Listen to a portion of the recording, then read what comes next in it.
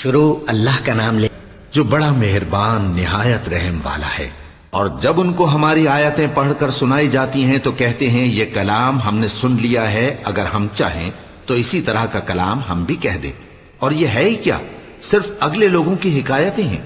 اور جب انہوں نے کہا کہ اے اللہ، اگر یہ قرآن تیری طرف سے برحق ہے تو ہم پر آسمان سے پتھر برسا یا کوئی اور تکلیف دینے والا عذاب بھیج دے۔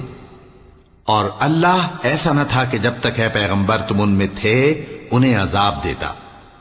اور نہ ایسا ہے کہ وہ تو بخشش مانگیں اور اللہ انہیں عذاب دے۔ اور اب ان کے لیے کون سی وجہ ہے کہ وہ انہیں عذاب نہ دے، جبکہ وہ مسجد حرام میں نماز پڑھنے سے روکتے ہیں، جبکہ وہ اس مسجد کے متولی بھی نہیں ہیں۔ اس کے متولی تو صرف پرہیزگار ہیں، لیکن ان میں کے اکثر نہیں جانتے۔ اور ان لوگوں کی نماز خانہ کعبہ کے پاس سیٹیاں اور تالیاں بجانے کے سوا کچھ نہ تھی، تو تم جو کفر کرتے تھے اب اس کے بدلے عذاب کا مزہ چکھو۔ جو لوگ کافر ہیں اپنا مال خرچ کرتے ہیں کہ لوگوں کو اللہ کے رستے سے روکیں، سو ابھی اور خرچ کریں گے، مگر آخر وہ خرچ کرنا ان کے لیے موجب افسوس ہوگا، اور وہ مغلوب ہو جائیں گے، اور کافر لوگ دوزخ کی طرف ہانکے جائیں گے تاکہ اللہ پاک سے ناپاک کو الگ کر دے اور ناپاک کو ایک دوسرے پر رکھ کر ایک ڈھیر بنا دے، پھر اس کو دوزخ میں ڈال دے۔ یہی لوگ خسارہ پانے والے ہیں۔ اے پیغمبر، کفار سے کہہ دو کہ اگر وہ اپنے افعال سے باز آ جائیں تو جو ہو چکا وہ انہیں معاف کر دیا جائے گا، اور اگر پھر وہی حرکات کرنے لگیں گے تو اگلے لوگوں کا جو طریقہ جاری ہو چکا ہے وہی ان کے حق میں بھی بڑھتا جائے گا۔ اور ان لوگوں سے لڑتے رہو یہاں تک کہ فتنہ یعنی کفر کا فساد باقی نہ رہے، اور دین سب اللہ ہی کا ہو جائے۔ اور اگر وہ باز آ جائیں تو اللہ ان کے کاموں کو دیکھ رہا ہے، اور اگر روگردانی کریں تو جان رکھو کہ اللہ تمہارا حمایتی ہے، اور وہ خوب حمایتی اور خوب مددگار ہے۔ اور جان رکھو کہ جو مال غنیمت تم کفار سے حاصل کرو اس میں سے 5واں حصہ اللہ کا اور اس کے رسول کا، اور اہل قرابت اور یتیموں کا اور محتاجوں کا اور مسافروں کا ہے۔ اگر تم اللہ پر اور اس نصرت پر ایمان رکھتے ہو جو حق و باطل میں فرق کرنے کے دن یعنی جنگ بدر میں، جس دن دونوں فوجوں میں مٹ بھیڑ ہو گئی تھی، ہم نے اپنے محبوب بندے محمد صلی اللہ علیہ وآلہ وسلم پر نازل فرمائی، اور اللہ ہر چیز پر قادر ہے۔ جس وقت تم مدینے سے قریب کے ناکے پر تھے اور کافر دور کے ناکے پر، اور قافلہ تم سے نیچے اتر گیا تھا، اور اگر تم جنگ کے لیے آپس میں قرارداد کر لیتے تو وقت معین پر جمع ہونے میں تقدیم و تاخیر ہو جاتی، لیکن اللہ کو منظور تھا کہ جو کام ہو کر رہنے والا تھا اسے کر ہی ڈالے، تاکہ جو مرے بصیرت پر یعنی یقین جان کر مرے، اور جو جیتا رہے وہ بھی بصیرت پر یعنی حق پہچان کر جیتا رہے۔ اور کچھ شک نہیں کہ اللہ سنتا ہے، جانتا ہے۔ اس وقت اللہ نے تمہیں خواب میں کافروں کو تھوڑی تعداد میں دکھایا تھا، اور اگر بہت کر کے دکھاتا تو تم لوگ جی چھوڑ دیتے، اور جو کام درپیش تھا اس میں جھگڑنے لگتے، لیکن اللہ نے تمہیں اس سے بچا لیا، بے شک وہ سینوں کی باتوں تک سے واقف ہے۔ اور اس وقت جب تم ایک دوسرے کے مقابل ہوئے تو کافروں کو تمہاری نظروں میں تھوڑا کر کے دکھاتا تھا، اور تم کو ان کی نگاہوں میں تھوڑا کر کے دکھاتا تھا، تاکہ اللہ کو جو کام کرنا منظور تھا اسے کر ڈالے۔ اور سب کاموں کا رجوع اللہ ہی کی طرف ہے۔ مومنو، جب کفار کی کسی جماعت سے تمہارا مقابلہ ہو تو ثابت قدم رہو، اور اللہ کو بہت بہت یاد کرو تاکہ مراد حاصل کر لو، اور اللہ اور اس کے رسول کے حکم پر چلو، اور آپس میں جھگڑا نہ کرنا کہ ایسا کرو گے تو تم بزدل ہو جاؤ گے اور تمہاری ہوا اکھڑ جائے گی، اور صبر سے کام لو کہ اللہ صبر کرنے والوں کا مددگار ہے۔ اور ان لوگوں جیسے نہ ہونا جو اتراتے ہوئے یعنی حق کا مقابلہ کرنے کے لیے اور لوگوں کو دکھانے کے لیے گھروں سے نکل آئے اور لوگوں کو اللہ کی راہ سے روکتے ہیں، اور جو اعمال یہ کرتے ہیں اللہ ان کا احاطہ کیے ہوئے ہے۔ اور جب شیطان نے ان کے اعمال ان کو آراستہ کر دکھائے اور کہا کہ آج کے دن لوگوں میں سے کوئی تم پر غالب نہ ہوگا اور میں تمہارا رفیق ہوں، لیکن جب دونوں فوجیں ایک دوسرے کے مقابل صف آرا ہوئیں تو پسپا ہو کر چل دیا، اور کہنے لگا کہ مجھے تم سے کوئی واسطہ نہیں، میں تو ایسی چیزیں دیکھ رہا ہوں جو تم نہیں دیکھ سکتے۔ مجھے تو اللہ سے ڈر لگتا ہے، اور اللہ سخت عذاب کرنے والا ہے۔ اس وقت منافق اور کافر جن کے دلوں میں بیماری تھی کہتے تھے کہ ان لوگوں کو ان کے دین نے مغرور کر رکھا ہے، اور جو شخص اللہ پر بھروسہ رکھتا ہے تو اللہ غالب ہے، حکمت والا ہے۔ اور کاش تم اس وقت کی کیفیت دیکھو جب فرشتے کافروں کی جانیں نکالتے ہیں کہ ان کے چہروں اور پیٹھوں پر مارتے جاتے ہیں اور کہتے ہیں اب آگ کے عذاب کا مزہ چکھو، یہ ان اعمال کی سزا ہے جو تمہارے ہاتھوں نے آگے بھیجی ہیں۔ اور یہ جان رکھو کہ اللہ بندوں پر ظلم نہیں کرتا، جیسا حال فرعونیوں اور ان سے پہلے لوگوں کا ہوا تھا ویسا ہی ان کا ہوا کہ انہوں نے اللہ کی آیتوں سے کفر کیا تو اللہ نے ان کے گناہوں کی سزا میں ان کو پکڑ لیا۔ بے شک اللہ زبردست ہے، سخت عذاب دینے والا ہے۔ یہ اس لیے کہ جو نعمت اللہ کسی قوم کو دیا کرتا ہے جب تک وہ خود اپنے دلوں کی حالت نہ بدل ڈالیں اللہ اسے نہیں بدلا کرتا، اور اس لیے کہ اللہ سنتا جانتا ہے۔ جیسا حال فرعونیوں اور ان سے پہلے لوگوں کا ہوا تھا ویسا ہی ان کا ہوا۔ انہوں نے اپنے پروردگار کی آیتوں کو جھٹلایا تو ہم نے ان کو ان کے گناہوں کے سبب ہلاک کر ڈالا اور فرعونیوں کو ڈبو دیا، اور وہ سب ظالم تھے۔ جانداروں میں سب سے بدتر اللہ کے نزدیک وہ لوگ ہیں جو کافر ہیں، سو وہ ایمان نہیں لاتے۔ جن لوگوں سے تم نے صلح کا عہد کیا ہے پھر وہ ہر بار اپنے عہد کو توڑ ڈالتے ہیں اور اللہ سے نہیں ڈرتے، اگر تم ان کو لڑائی میں پاؤ تو انہیں ایسی سزا دو کہ جو لوگ ان کے پس پشت ہوں وہ ان کو دیکھ کر بھاگ جائیں، عجب نہیں کہ ان کو اس سے عبرت ہو۔ اور اگر تم کو کسی قوم سے دغابازی کا خوف ہو تو ان کا عہد انہی کی طرف پھینک دو کہ اس طرح تم سب برابر ہو جاؤ۔ کچھ شک نہیں کہ اللہ دغابازوں کو دوست نہیں رکھتا، اور کافر یہ خیال ہرگز نہ کریں کہ وہ آگے نکل گئے ہیں، وہ ہمیں عاجز نہیں کر سکتے۔ اور جہاں تک ہو سکے فوج کی جمعیت کے زور سے اور گھوڑوں کے تیار رکھنے سے ان کے مقابلے کے لیے مستعد رہو کہ اس سے اللہ کے دشمنوں اور تمہارے دشمنوں اور ان کے سوا اور لوگوں پر جن کو تم نہیں جانتے اور اللہ جانتا ہے ہیبت بیٹھی رہے گی، اور تم جو کچھ اللہ کی راہ میں خرچ کرو گے اس کا ثواب تم کو پورا پورا دیا جائے گا اور تمہارا ذرا نقصان نہ کیا جائے گا۔ اور اگر یہ لوگ صلح کی طرف مائل ہوں تو تم بھی اس کی طرف مائل ہو جاؤ، اور اللہ پر بھروسہ رکھو، کچھ شک نہیں کہ وہ سب کچھ سنتا ہے جانتا ہے۔ اور اگر یہ چاہیں کہ تم کو فریب دیں تو اللہ تمہیں کفایت کرے گا، وہی تو ہے جس نے تم کو اپنی مدد سے اور مسلمانوں کی جمعیت سے تقویت بخشی اور ان کے دلوں میں الفت پیدا کر دی، اور اگر تم دنیا بھر کی دولت خرچ کرتے تب بھی ان کے دلوں میں الفت پیدا نہ کر سکتے، مگر اللہ ہی نے ان میں الفت ڈال دی، بے شک وہ زبردست ہے، حکمت والا ہے۔ اے نبی، اللہ تم کو اور مومنوں کو جو تمہارے پیرو ہیں کافی ہے۔ اے نبی، مسلمانوں کو جہاد کی ترغیب دو۔ اگر تم میں 20 آدمی ثابت قدم رہنے والے ہوں گے تو 200 کافروں پر غالب رہیں گے، اور اگر 100 ایسے ہوں گے تو 1000 پر غالب رہیں گے، اس لیے کہ کافر ایسے لوگ ہیں کہ کچھ بھی سمجھ نہیں رکھتے۔ اب اللہ نے تم پر سے بوجھ ہلکا کر دیا اور معلوم کر لیا کہ ابھی تم میں کسی قدر کمزوری ہے، پس اگر تم میں 100 ثابت قدم رہنے والے ہوں گے تو وہ 200 پر غالب رہیں گے، اور اگر 1000 ہوں گے تو اللہ کے حکم سے 2000 پر غالب رہیں گے، اور اللہ ثابت قدم رہنے والوں کا مددگار ہے۔ پیغمبر کو شایع نہیں کہ اس کے قبضے میں قیدی رہیں جب تک کافروں کو قتل کر کے زمین میں کثرت سے خون نہ بہا دے۔ تم لوگ دنیا کے مال کے طالب ہو اور اللہ آخرت کی بھلائی چاہتا ہے، اور اللہ غالب ہے، حکمت والا ہے۔ اگر اللہ کا حکم پہلے نہ ہو چکا ہوتا تو جو فدیہ تم نے لیا ہے اس کے بدلے تم پر بڑا عذاب نازل ہوتا۔ اب جو مال غنیمت تمہیں ملا ہے اسے کھاؤ کہ وہ تمہارے لیے حلال طیب ہے، اور اللہ سے ڈرتے رہو، بے شک اللہ بخشنے والا ہے، مہربان ہے۔ اے پیغمبر، جو قیدی تمہارے قبضے میں یعنی گرفتار ہیں ان سے کہہ دو کہ اگر اللہ تمہارے دلوں میں نیکی معلوم کرے گا تو جو مال تم سے چھن گیا ہے اس سے بہتر تمہیں عنایت فرمائے گا، اور تمہارے گناہ بھی معاف کر دے گا، اور اللہ بخشنے والا ہے، مہربان ہے۔ اور اگر یہ لوگ تم سے دغا کرنا چاہیں گے تو یہ پہلے ہی اللہ سے دغا کر چکے ہیں، تو اس نے ان کو تمہارے قبضے میں کر دیا، اور اللہ دانا ہے، حکمت والا ہے۔ جو لوگ ایمان لائے اور جنہوں نے ہجرت کی اور اللہ کی راہ میں اپنے مال اور جان سے لڑے وہ، اور جنہوں نے ہجرت کرنے والوں کو جگہ دی اور ان کی مدد کی وہ آپس میں ایک دوسرے کے رفیق ہیں۔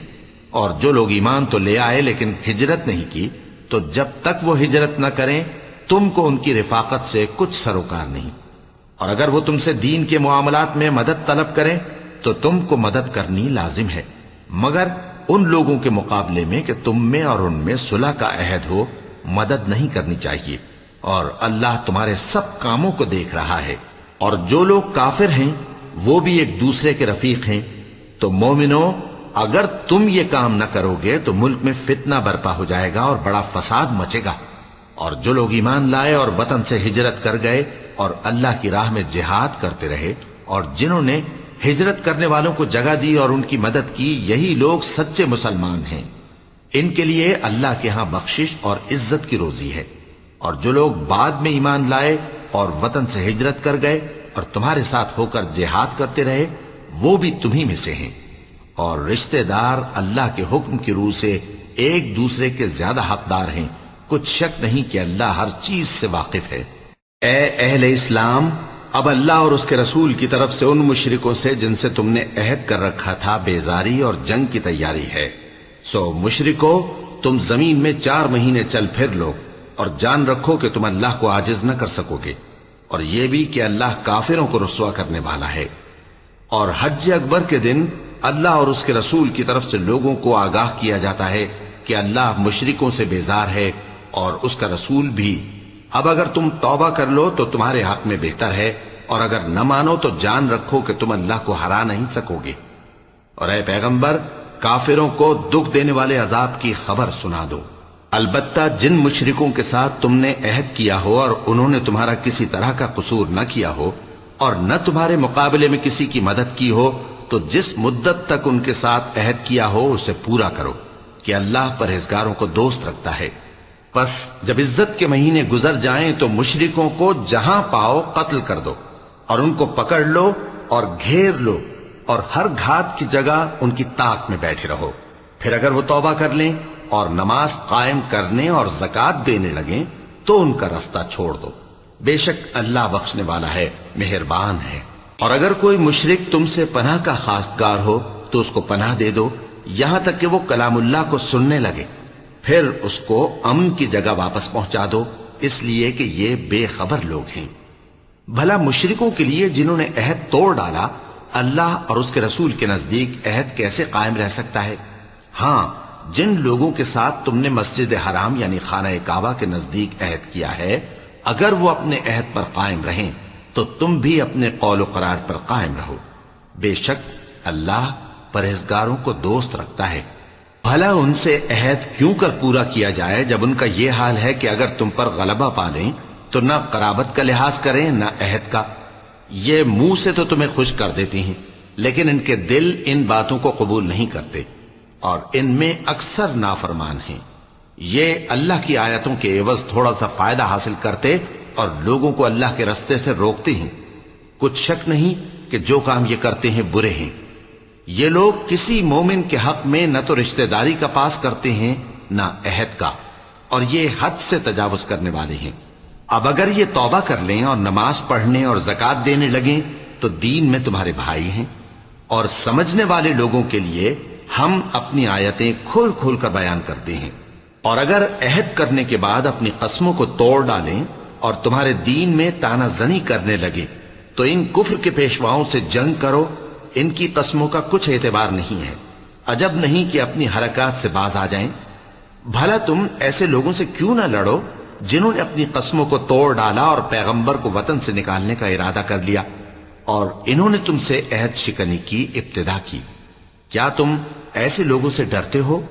سو ڈرنے کے لائق تو اللہ ہے اگر تم ایمان والے ہو۔ ان سے خوب لڑو، اللہ ان کو تمہارے ہاتھوں سے عذاب میں ڈالے گا اور انہیں رسوا کرے گا، اور تم کو ان پر غلبہ دے گا، اور مومن لوگوں کے سینوں کو شفا بخشے گا، اور ان کے دلوں سے غصہ دور کرے گا، اور اللہ جس پر چاہے گا توجہ فرمائے گا، اور اللہ سب کچھ جانتا ہے، حکمت والا ہے۔ کیا تم لوگ یہ خیال کرتے ہو کہ بے آزمائش چھوڑ دیے جاؤ گے؟ اور ابھی تو اللہ نے تم میں سے ایسے لوگوں کو پرکھا ہی نہیں جنہوں نے جہاد کیا اور اللہ اور اس کے رسول اور مومنوں کے سوا کسی کو دلی دوست نہیں بنایا، اور اللہ تمہارے سب کاموں سے واقف ہے۔ مشرکوں کا کام نہیں کہ اللہ کی مسجدوں کو آباد کریں جبکہ وہ اپنے آپ پر کفر کی گواہی دے رہی ہوں۔ ان لوگوں کے سب اعمال بیکار ہیں اور وہ ہمیشہ دوزخ میں رہیں گے۔ اللہ کی مسجدوں کو تو وہ لوگ آباد کرتے ہیں جو اللہ پر اور روز قیامت پر ایمان لاتے اور نماز پڑھتے اور زکوٰۃ دیتی ہیں اور اللہ کے سوا کسی سے نہیں ڈرتے۔ یہی لوگ امید ہے کہ ہدایت یافتہ لوگوں میں سے ہوں۔ کیا تم نے حاجیوں کو پانی پلانا اور مسجد حرام یعنی خانہ کعبہ کو آباد کرنا اس شخص کے اعمال جیسا خیال کیا ہے جو اللہ اور روز آخر پر ایمان رکھتا ہے اور اللہ کی راہ میں جہاد کرتا ہے؟ یہ لوگ اللہ کے نزدیک برابر نہیں ہیں اور اللہ ظالم لوگوں کو ہدایت نہیں دیا کرتا۔ جو لوگ ایمان لائے اور وطن چھوڑ گئے اور اللہ کی راہ میں مال اور جان سے جہاد کرتے رہے، اللہ کے ہاں ان کے درجات بہت بڑے ہیں اور وہی مراد کو پہنچنے والے ہیں۔ ان کا پروردگار ان کو اپنی رحمت کی اور خوشنودی کی اور بہشتوں کی خوشخبری دیتا ہے جن میں ان کے لیے ابدی نعمت ہے اور وہ ان میں ہمیشہ ہمیشہ رہیں گے۔ کچھ شک نہیں کہ اللہ کے ہاں بڑا صلہ تیار ہے۔ اے اہل ایمان، اگر تمہارے ماں باپ اور بہن بھائی ایمان کے مقابل کفر کو پسند کریں تو ان سے دوستی نہ رکھو، اور جو ان سے دوستی رکھیں گے وہ ظالم ہیں۔ کہہ دو کہ اگر تمہارے باپ اور بیٹے اور بھائی اور بیویاں اور خاندان والے اور مال جو تم کماتے ہو اور تجارت جس میں مندی سے ڈرتے ہو اور مکانات جن کو پسند کرتے ہو اللہ اور اس کے رسول سے اور اللہ کی راہ میں جہاد کرنے سے تمہیں زیادہ عزیز ہوں تو ٹھہرے رہو یہاں تک کہ اللہ اپنا حکم یعنی عذاب بھیجے، اور اللہ نافرمان لوگوں کو ہدایت نہیں دیا کرتا۔ اللہ نے بہت سے موقعوں پر تم کو مدد دی ہے، اور جنگ حنین کے دن جب کہ تم کو اپنی جماعت کی کثرت پر غرہ تھا تو وہ تمہارے کچھ بھی کام نہ آئی، اور زمین باوجود اپنی فراخی کے تم پر تنگ ہو گئی، پھر تم پیٹ پھیر گئے۔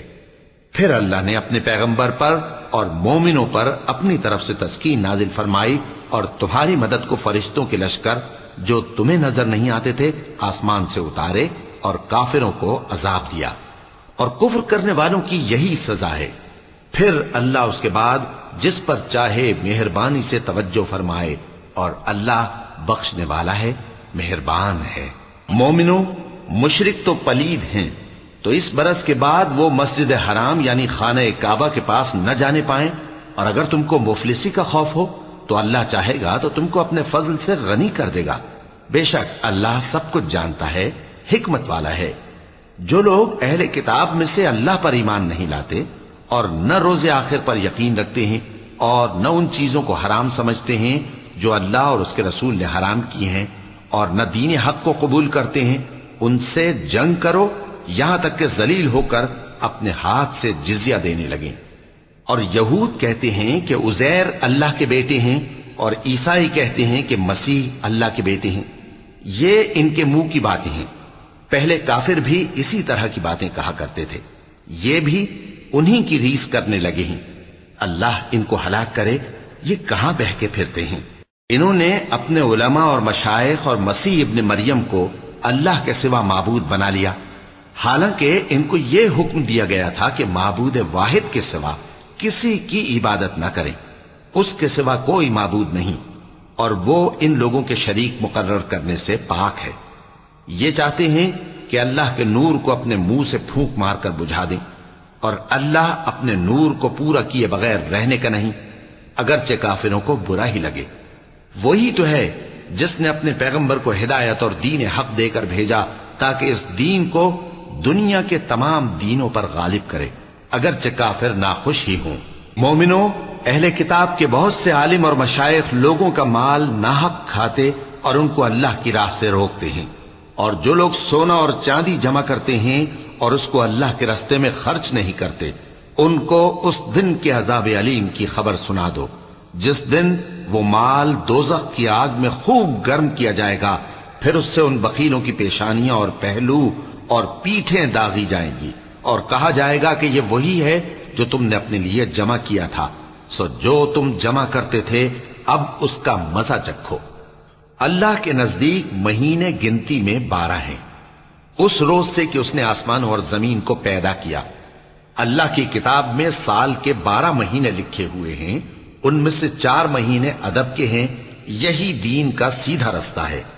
تو ان مہینوں میں قتال ناحق سے اپنے آپ پر ظلم نہ کرنا، اور تم سب کے سب مشرکوں سے لڑو جیسے وہ سب کے سب تم سے لڑتے ہیں، اور جان رکھو کہ اللہ پرہیزگاروں کے ساتھ ہے۔ ادب کے کسی مہینے کو ہٹا کر آگے پیچھے کر دینا کفر میں بڑھ جانا ہے، اس سے کافر گمراہی میں پڑے رہتے ہیں۔ ایک سال تو اس کو حلال سمجھ لیتے ہیں اور دوسرے سال حرام، تاکہ ادب کے مہینوں کی جو اللہ نے مقرر کیے ہیں گنتی پوری کر لیں، اور جو اللہ نے منع کیا ہے اس کو جائز کر لیں۔ ان کے برے اعمال ان کو بھلے دکھائی دیتے ہیں، اور اللہ کافر لوگوں کو ہدایت نہیں دیا کرتا۔ مومنو، تمہیں کیا ہوا ہے کہ جب تم سے کہا جاتا ہے کہ اللہ کی راہ میں جہاد کے لیے نکلو تو تم زمین سے چپکے جاتے ہو، یعنی گھروں سے نکلنا نہیں چاہتے؟ کیا تم آخرت کی نعمتوں کو چھوڑ کر دنیا کی زندگی پر خوش ہو بیٹھے ہو؟ سو دنیا کی زندگی کے فائدے تو آخرت کے مقابل بہت ہی کم ہے۔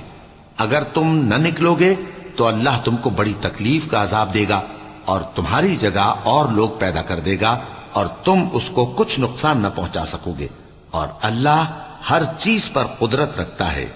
اگر تم پیغمبر کی مدد نہ کرو گے تو اللہ ان کا مددگار ہے۔ وہ وقت تم کو یاد ہوگا جب ان کو کافروں نے گھر سے نکال دیا۔ اس وقت 2 ہی شخص تھے، جن میں ایک ابو بکر رضی اللہ تعالی عنہ تھے، دوسرے ہمارے پیغمبر صلی اللہ علیہ وآلہ وسلم۔ جب وہ دونوں غار ثور میں تھے، اس وقت پیغمبر اپنے رفیق کو تسلی دیتے تھے کہ غم نہ کرو، اللہ ہمارے ساتھ ہے۔ تو اللہ نے ان پر تسکین نازل فرمائی اور ان کو ایسے لشکروں سے مدد دی جو تم کو نظر نہیں آتے تھے، اور کافروں کی بات کو پست کر دیا۔ اور بات تو اللہ ہی کی بلند ہے، اور اللہ زبردست ہے، حکمت والا ہے۔ تم ہتھیار تھوڑے رکھتے ہو یا بہت، گھروں سے نکل آؤ اور اللہ کے رستے میں مال اور جان سے جہاد کرو، یہی تمہارے حق میں بہتر ہے، بشرطے کہ سمجھو۔ اگر مال غنیمت آسانی سے حاصل ہونے والا اور سفر بھی ہلکا ہوتا تو یہ تمہارے ساتھ شوق سے چل دیتے، لیکن مسافت ان کو دور دراز نظر آئی تو عذر کریں گے، اور اللہ کی قسمیں کھائیں گے کہ اگر ہم طاقت رکھتے تو آپ کے ساتھ ضرور نکل پڑتے۔ یہ اس طرح اپنے آپ کو ہلاک کر رہے ہیں، اور اللہ جانتا ہے کہ یہ جھوٹے ہیں۔ اللہ تمہیں معاف کرے۔ تم نے پیشتر اس کے کہ تم پر وہ لوگ بھی ظاہر ہو جاتے جو سچے ہیں، اور وہ بھی تمہیں معلوم ہو جاتے جو جھوٹے ہیں۔ ان کو اجازت کیوں دی؟ جو لوگ اللہ پر اور روز آخر پر ایمان رکھتے ہیں وہ تو تم سے اجازت نہیں مانگتے کہ پیچھے رہ جائیں، بلکہ چاہتے ہیں کہ اپنے مال اور جان سے جہاد کریں، اور اللہ پرہیزگاروں سے واقف ہے۔ اجازت وہی لوگ مانگتے ہیں جو اللہ پر اور روز آخر پر ایمان نہیں رکھتے اور ان کے دل شک میں پڑے ہوئے ہیں، سو وہ اپنے شک میں ڈاواں ڈول ہو رہی ہیں۔ اور اگر وہ نکلنے کا ارادہ کرتے تو اس کے لیے سامان تیار کرتے، لیکن اللہ نے ان کا اٹھنا اور نکلنا پسند ہی نہ کیا، تو ان کو ہلنے جلنے ہی نہ دیا، اور ان سے کہہ دیا گیا کہ جہاں معذور بیٹھے ہیں تم بھی ان کے ساتھ بیٹھے رہو۔ اگر وہ تم میں شامل ہو کر نکل بھی کھڑے ہوتے تو تمہارے درمیان شرارت کرتے اور تم میں فساد ڈلوانے کی غرض سے دوڑے دوڑے پھرتے، اور تم میں ان کے جاسوس بھی ہیں، اور اللہ ظالموں کو خوب جانتا ہے۔ یہ پہلے بھی طالب فساد رہے ہیں اور بہت سی باتوں میں تمہارے لیے الٹ پھیر کرتے رہے ہیں، یہاں تک کہ حق آ پہنچا اور اللہ کا حکم غالب ہوا، اور وہ برا مانتے ہی رہ گئے۔ اور ان میں کوئی ایسا بھی ہے جو کہتا ہے کہ مجھے تو اجازت ہی دیجئے اور آفت میں نہ ڈالیے۔ دیکھو یہ آفت میں پڑ گئے ہیں، اور دوزخ سب کافروں کو گھیرے ہوئے ہے۔ اے پیغمبر، اگر تم کو آسائش حاصل ہوتی ہے تو ان کو بری لگتی ہے، اور اگر تم پر کوئی مشکل آ پڑتی ہے تو کہتے ہیں کہ ہم نے اپنا کام پہلے ہی درست کر لیا تھا، اور خوشیاں مناتے لوٹ جاتے ہیں۔ کہہ دو کہ ہم کو کوئی مصیبت نہیں پہنچ سکتی بجز اس کے جو اللہ نے ہمارے لیے لکھ دی ہو، وہی ہمارا کارساز ہے، اور مومنوں کو تو اللہ ہی پر بھروسہ رکھنا چاہیے۔ کہہ دو کہ تم ہمارے حق میں 2 بھلائیوں میں سے ایک کے منتظر ہو، اور ہم تمہارے حق میں اس بات کے منتظر ہیں کہ اللہ یا تو اپنے پاس سے تم پر کوئی عذاب نازل کرے، یا ہمارے ہاتھوں سے تمہیں عذاب دلوائے، سو تم بھی انتظار کرو، ہم بھی تمہارے ساتھ انتظار کرتے ہیں۔ کہہ دو کہ تم مال خوشی سے خرچ کرو یا ناخوشی سے، تم سے ہرگز قبول نہیں کیا جائے گا، تم نافرمان لوگ ہو، اور ان کے خرچ کیے ہوئے مالوں کے قبول ہونے سے کوئی چیز مانے نہیں ہوتی سوائے اس کے کہ انہوں نے اللہ سے اور اس کے رسول سے کفر کیا، اور نماز کو آتے ہیں تو سست و کاہل ہو کر، اور خرچ کرتے ہیں تو ناخوشی سے، بس تم ان کے مال اور اولاد سے تعجب نہ کرنا۔ اللہ چاہتا ہے کہ ان چیزوں سے دنیا کی زندگی میں ان کو عذاب دے، اور جب ان کی جان نکلے تو اس وقت بھی یہ کافر ہی ہوں، اور اللہ کی قسمیں کھاتے ہیں کہ وہ تمہیں میں سے ہیں، حالانکہ وہ تم میں سے نہیں ہیں۔ اصل یہ ہے کہ وہ ڈرپوک لوگ ہیں۔ اگر ان کو کوئی بچاؤ کی جگہ جیسے قلعہ یا غار یا زمین کے اندر گھسنے کی جگہ مل جائے تو اسی طرف رسیاں توڑاتے ہوئے بھاگ جائیں، اور ان میں بعض ایسے بھی ہیں کہ تقسیم صدقات میں تم پر تانا زنی کرتے ہیں۔ اب اگر ان کو اس میں سے خاطر خواہ مل جائے تو خوش رہیں، اور اگر اس قدر نہ ملے تو جھٹ خفا ہو جائیں، اور اگر وہ اس پر خوش رہتے جو اللہ اور اس کے رسول نے ان کو دیا تھا، اور کہتے کہ ہمیں اللہ کافی ہے، اور اللہ اپنے فضل سے اور اس کے پیغمبر اپنی مہربانی سے ہمیں پھر دے دیں گے، اور ہمیں تو اللہ ہی کی رضا مطلوب ہے، تو ان کے حق میں بہتر ہوتا۔ صدقات یعنی زکوٰۃ و خیرات تو مفلسوں اور ناداروں اور کارکنان صدقات کا حق ہے، اور ان لوگوں کا جن کے دل جیتنا منظور ہے، اور غلاموں کے آزاد کرانے میں، اور قرض داروں کے قرض ادا کرنے میں، اور اللہ کی راہ میں، اور مسافروں کی مدد میں بھی یہ مال خرچ کرنا چاہیے۔ یہ مصارف اللہ کی طرف سے مقرر کر دیے گئے ہیں، اور اللہ جاننے والا ہے، حکمت والا ہے۔ اور ان میں بعض ایسے ہیں جو پیغمبر کو ایذا دیتے ہیں اور کہتے ہیں کہ یہ شخص نرا کان ہے۔ ان سے کہہ دو کہ وہ کان ہے تو تمہاری بھلائی کے لیے، وہ اللہ کا اور مومنوں کی بات کا یقین رکھتا ہے، اور جو لوگ تم میں ایمان لائے ہیں ان کے لیے رحمت ہے، اور جو لوگ اللہ کے رسول کو رنج پہنچاتے ہیں ان کے لیے عذاب علیم تیار ہے۔ مومنوں، یہ لوگ تمہارے سامنے اللہ کی قسمیں کھاتے ہیں تاکہ تم کو خوش کر دیں، حالانکہ اگر یہ دل سے مومن ہوتے تو اللہ اور اس کے پیغمبر اس بات کے زیادہ حقدار ہیں کہ یہ انہیں خوش کریں۔ کیا ان لوگوں کو معلوم نہیں کہ جو شخص اللہ اور اس کے رسول سے مقابلہ کرتا ہے تو اس کے لیے جہنم کی آگ تیار ہے جس میں وہ ہمیشہ جلتا رہے گا؟ یہ بڑی رسوائی ہے۔ منافق ڈرتے رہتے ہیں کہ ان کے بارے میں کہیں کوئی ایسی صورت نہ اتر آئے کہ ان کے دل کی باتوں کو ان مسلمانوں پر ظاہر کر دے۔ کہہ دو کہ ہنسی کیے جاؤ، جس بات سے تم ڈرتے ہو اللہ اس کو ضرور ظاہر کر دے گا، اور اگر تم ان سے اس بارے میں دریافت کرو تو کہیں گے کہ ہم تو یوں ہی بات چیت اور دل لگی کرتے تھے۔ کہو کیا تم اللہ اور اس کی آیتوں اور اس کے رسول سے دل لگی کرتے تھے؟ عذر مت پیش کرو، تم ایمان لانے کے بعد کافر ہو چکے ہو۔ اگر ہم تم میں سے ایک جماعت کو معاف کر دیں تو دوسری جماعت کو سزا بھی دیں گے، کیونکہ وہ گناہ کرتے رہے ہیں۔ منافق مرد اور منافق عورتیں ایک دوسرے کے ہم جنس یعنی ایک ہی طرح کے ہیں کہ برا کام کرنے کو کہتے اور نیک کاموں سے منع کرتے اور خرچ کرنے سے ہاتھ بند کیے رہتے ہیں۔ انہوں نے اللہ کو بھلا دیا تو اللہ نے ان کو بھلا دیا، بے شک منافق نافرمان ہیں۔ اللہ نے منافق مردوں اور منافق عورتوں اور کافروں سے آتش جہنم کا وعدہ کیا ہے جس میں وہ ہمیشہ جلتے رہیں گے، وہی ان کو کافی ہے، اور اللہ نے ان پر لعنت کر دی ہے اور ان کے لیے ہمیشہ کا عذاب تیار ہے۔ تم منافق لوگ ان لوگوں کی طرح ہو جو تم سے پہلے ہو چکے ہیں، وہ تم سے زیادہ طاقتور اور مال و اولاد میں کہیں زیادہ تھے،